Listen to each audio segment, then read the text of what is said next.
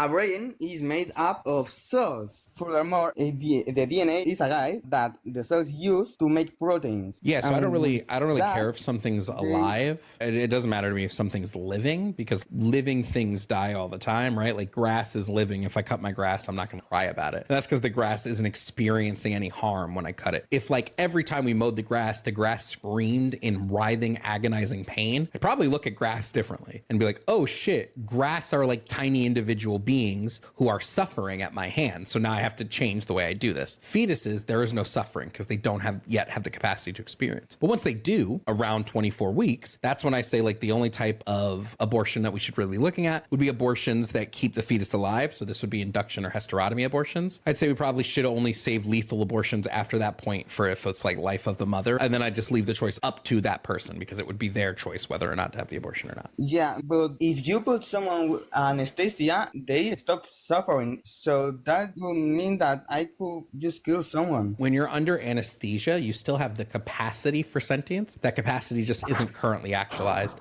And typically you go under anesthesia with the consent that you'll be brought back out of it. Because if somebody were to say, hey, can I consensually put you under anesthesia? And afterwards, like while you're under, I'm going to like shove a knife down your chest. Nobody's going to agree to this, right? So the anesthesia is only a temporary state. Like I said, the only time I would remove your moral consideration is the permanent loss of sentient experience, which would be brain death.